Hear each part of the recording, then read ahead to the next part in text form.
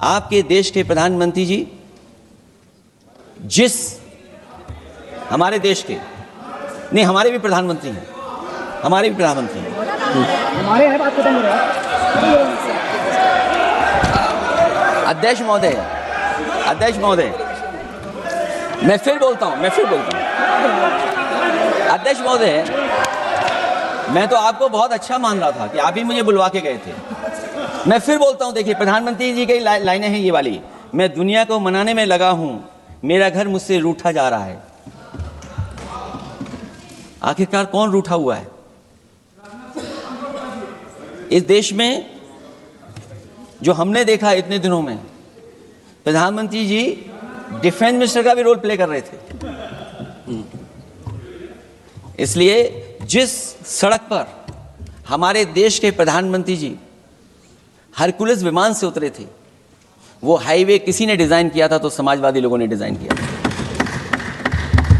UP में तो design हो गया एक और, लेकिन देश में क्यों नहीं ऐसी सड़कें बन रही जहां पर इमरजेंसी के समय पर एयरफोर्स इसको इस्तेमाल कर सके?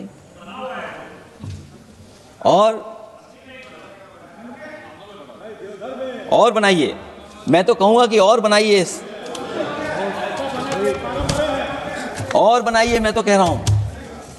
और जिस तरीके से हमारी सेना ने जो मुकाबला किया है, सीज फायर के बाद भी ड्रोन आ रहे थे, ये भी सरकार को स्वीकार करना पड़ेगा। आखिरकार सवाल ये है हमारा कि सीज फायर किसके दबाव में किया है, और सीज फायर क्यों किया जब हमारी फौज पीओके को भी ले लेती और पाकिस्तान के भी।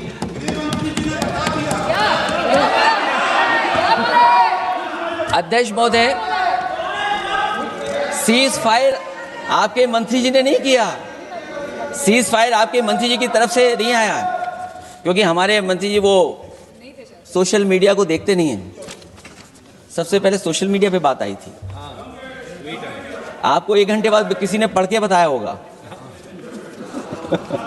इसलिए अध्यक्ष महोदय, मैं केवल इतना कहना चाहता हूं अपनी बात खत्म करते हुए, आखिरकार इंटेलिजेंस फेलियर की जिम्मेदारी किसकी है? हमारे भारत का क्षेत्रफल कितना 2014 में था और आज क्षेत्रफल क्या है?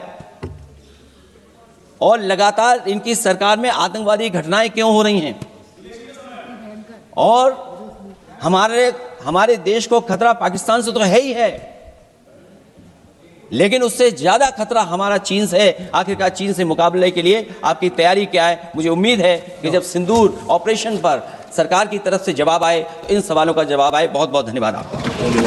अगर हम ऑपरेशन सिंदूर की बात करें तो ये सिर्फ टेरर लॉन्च पैड्स को ध्वस्त नहीं किया, ये पूरी की पूरी तरीके से पाकिस्तान के हौसले को ध्वस्त कर दिया है। लेकिन एक आश्चर्य की बात है मैम, और आश्चर्य की बात यह है कि हमारे दुश्मन देश में एक युवा नेता है और एक युवा नेता हमारे विपक्ष में है।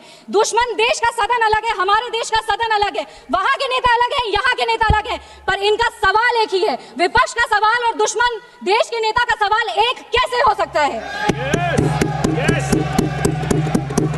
मैं विपक्ष के साथियों को चुनौती देती हूँ कि अपनी राजनीति से ऊपर उठ करके कभी राष्ट्रहित की सोचनी चाहिए। अगर सरहद पर सेना लड़ रही होती है तो उनसे सवाल नहीं पूछे जाते, उनको सलामी दी जाती है।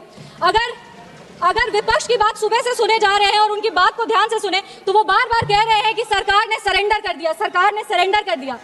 सरेंडर से इनका विशेष लगाव इसीलिए भी है क्योंकि इतिहास गवाह है इन्होंने कितने बार विश्व के सामने भारत का सर झुका दिया है।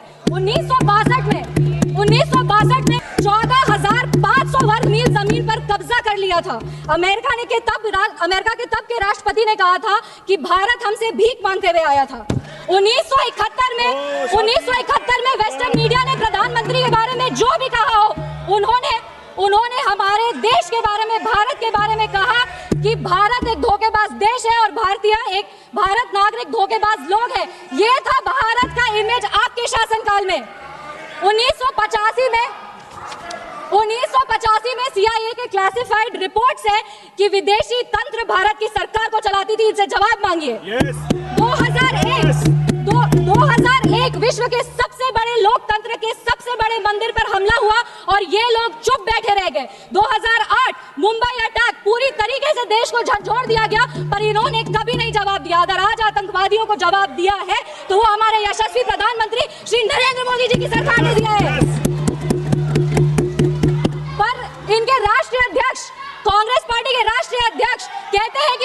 ऑपरेशन सिंदूर एक छोटा मोटा ऑपरेशन था। ये इनकी विचारधारा का समस्या है। इनको लगता है कि ऑपरेशन सिंदूर एक छोटा मोटा ऑपरेशन था, पर ये इनकी गलती नहीं है। इनकी विचारधारा ये कहती है कि अगर हिंदू धर्म को आगे लेके जाओ, हिंदू धर्म के पक्ष में बोलो तो वो सैफरन टेरराइजेशन है, पर इनकी राजनीति के लिए ये कहते हैं आतंकवादियों का कोई धर्म नहीं होता।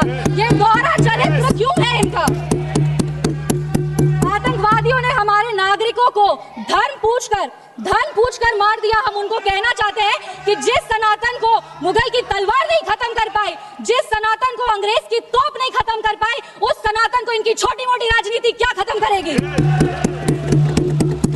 आतंकवादियों ने जब हमारे भाई लोग को मारा तो उनको मारने के पहले बोला कलमा पढ़ के सुनाओ।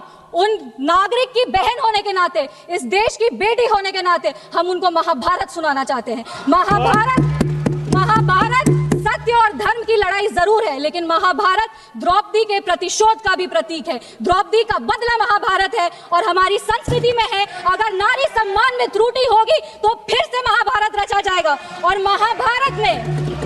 महाभारत में लिखा है धर्मो रक्षति रक्षतः, जो धर्म की रक्षा करते हैं धर्म भी उन्हीं की रक्षा करता है।